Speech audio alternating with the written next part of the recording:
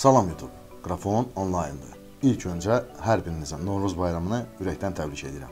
Daha sonra isə sizə bir sualım var. Mənə deyə bilərsiniz, Note 9 Pro, Note 10 Pro, iPhone 12 mini, Apple Watch SE qazanmaq istəmirsiniz?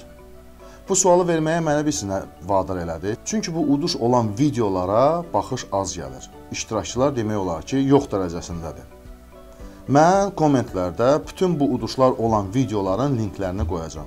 Sən özün həmən videolara daxil ol, registrasiyadan keç, videonun tələblərinə əməl elə və bir müddətdən sonra videonun tələbləri tam olduqdan sonra yuxarıda adları çəkilən gadgetlərdən birinə sahib ol. İndi isə xəbərlərə keçək. Facebook bizim, yəni insanların fikirlərini oxuya bilən qolbaq icad edib. Yəni ki, bu qolbaqlar bizim beynimizdə olan siqnalları bilir, bizim nə edəcəyimizi anlayır və bu infonu virtual reallığa inteqrasiya edir. Sadə dillə desəm, özünün istifadəçilərin bütün informasiyasını yayan Facebook indi də bizim beynimizə girmək istəyir. Mənim buna bir dənə cavabım olacaq. Facebook, get cəhənnəm ol. Davam edək. Visa ödəniş sistemi Bitcoin hesablı kartların açılmasına icazə verəcək.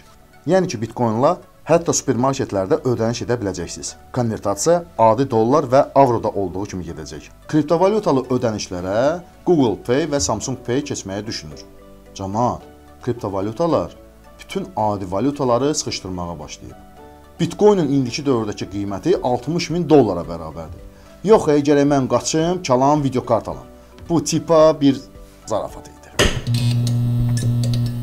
Bizim sevimlimiz olan YouTube, ABŞ-da özünün TikTok analogu olan Shorts adlı servisinin istifadəsinə başlayıb. Bu servisdə də TikTokda olduğu kimi qısa vertikal videoları yerləşdirmək, bu videolara musiqi və effektlər əlavə etmək olur. Əlavə olunan musiqilər xüsusi bazadan istifadə olunur. Google yeni bir şey təqdim etmədi. Bu yuxarıda dediklərim TikTokda var. Hə, nə olsun? Millət, Shorts'un nəyə lazım olduğunu kommentlərdə yazın. Mən anlaya bilmədim. Bundan başqa Google Pay-dən tətbiqlərin quraşdırılması sürətlənib. Bax, buna görə Google-a bir like. İndi siz hansısa tətbiqi Google Play-dən smartfona quraşdıranda, bu tətbiqin əsas lazımlı hissəsi telefonunuzda quraşdırılır. Digər istifadə olunacaq komponentlər isə zamanla sizə lazım olanda smartfonunuza axacaq. Bu təkcə tətbiqlərin quraşdırılmasını sürətləndirməyəcək. İnternet trafiki azalacaq. Smartfonunuzun hardına az güc düşəcək. Smartfonun avtonom işləməsi də çox çəkəcək. Çünki əlavə işləri smartfonunuz görməyəcək.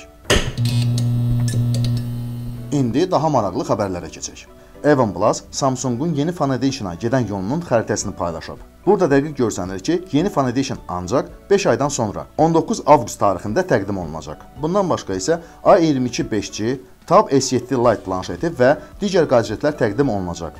Ola bilsin ki, bu gadget Windows-da olan Galaxy Book-ların yeni versiyası olsun. Samsung-dan xəbəri olanlar bilir ki, avqust ayında Samsung özünün Note seriyalı smartfonlarını təqdim edir. Bu illəri Note versiyalı Galaxy-lər olmayacaq. Samsung bunu smartfonun komponentlərinin çatışmaması ilə izah edir. Tək Foundation-dan başqa. Çünki Foundation-ın qiymətinin ucuz olmasını əsas gətirərək, tələbatın çox olmasına görə Samsung bu Foundation-ları bazara təqdim edəcək. Samsung Galaxy Note seriyalı smartfonların xəttini hamının düşündüyü kimi bağlamayıb. Sadəcə olaraq dayandırıb. Gələn il üçün isə Samsung bu smartfonların möhtəşəm qayıdışını həyata keçirəcək. Deyəsən, Huawei dəli olmağa başlayıb. Hələ P50 smartfonu təqdim olunmamış, qısaca bu smartfonlar elə qutusundan Harmony OS sistemində işləyəcək. Huawei artıq P60, P70, 80, 90, hətta P100 ticarət nişanlarını qeydiyyatdan keçirib. Ya Huawei, ya da marketoloqları toşun dəli olubdur. Çünki onlar bilmirlər ki, güya yeni əmtə nişanını təqdim etmək heç də həmişə yeni gadgetlərin istehsalı demək deyil. Amma bu artıq 100%dir ki, P50 smartfonlarının çox güclü bir hissəsi olacaq. 1 düyumluq Sony IMX800 fotosensoru. Bu bütün smartfonlarda olan fotosensorların ən böyüyü olacaq. Bu boyda böyük ölçülü fotosensorlar hətta digital fotoaparatlarda var. Ancaq smartfonlarda yoxdur. Artıq internetdə P50 smartfonları ilə çəkilmiş şəkillər yayılıb. Bu şəkillərin necə bomba olmasını siz özünüz də görə bilirsiniz. Amma Huawei-in yalancı olmasını da unutmamaq lazımdır. Ola bilsin ki, bu şəkillər professional fotoaparatlarla çəkilib və P50 smartfonlarının təqdimatı may ayına kimi uzadılıb. Ona görə də bu informasiyanın doğruluğunu biz hələ çox yoxlaya bilməyəcəyik.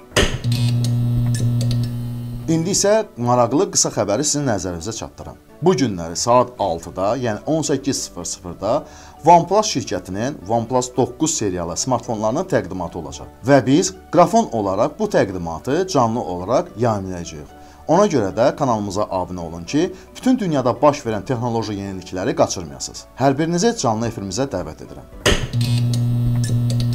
Bəzi məlumatlara görə OnePlus Hindistan bazarı üçün çox maraqlı bir smartfon təqdim edəcək. OnePlus 9A. Əgər Pitlao'nun bu smartfonların başqa bazarlarda satılmayacağı barəsində dedikləri təsdiqlənsə, onda Pitlao Pitbull'a çevriləcək. Kiçik model öz böyük qardaşları ilə eyni texniki xarakteristikaya malik olsa da, çox ucuz olması ilə fərqlənəcək. Bu smartfonun işinə 870-ci əjdaha nəzarət edəcək. Bu təqdimatda OnePlus özünün ağıllı saatlarını, OnePlus Watch'ları təqdim edəcək. Təəssüf doğuran əsas nüansı isə bu saatların OnePlus-ın özünün əməliyyat sistemində çalışmasıdır. Heç olmasa birinci Wear OS-də saatları təqdim elə, sonra öz sisteminə keçirərsən də bu saatları. Deyilənlərə görə aprelin sonu, mayın əvvəllərində bizim bazarda Realme 8 Pro smartfonları gəlib çıxacaq. Bu smartfonlar Redmi Note 10 Pro və Galaxy A52 smartfonlarına rəqib olacaq. Şirkətin gen direktoru bu smartfonların unikal çəkiliş rejimi olması ilə özünü dartıb. Ulduzlu səmada time-lapse çəkilişləri. Bu funksiya heç flagman smartfonlarında belə yoxdur. Əsas texniki xarakteristikasını siz görürsünüz. Displeyinin isə 60 Hz tezlikli olması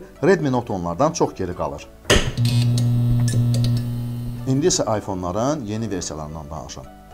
Görünüşündə fərq olmayacaq, amma içində isə bomba dəyişkənliklər var. Bu dəyişkənlikləri siz görürsünüz. Başqa məlumatlara görə isə növbəti iPhone-lar ekranaltı barmaq izi sensoru əldə edəcək. Amma Minchikonun dediyinə görə bu texnologiya hələ 2023-cü ildə təqdim olunacaq.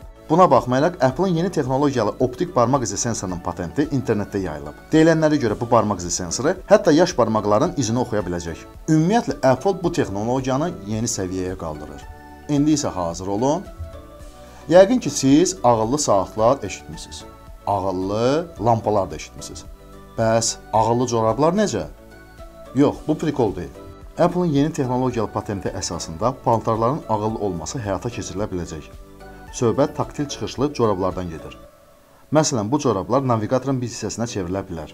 Smartfon hərəkət istiqamətini verir. Bu siqnallar isə corab vasitəsilə bizim ayaqlarımıza ötürülür və bunun nəticəsində bizim sola və sağa dönməmiz, dayanmamız həyata keçirilir.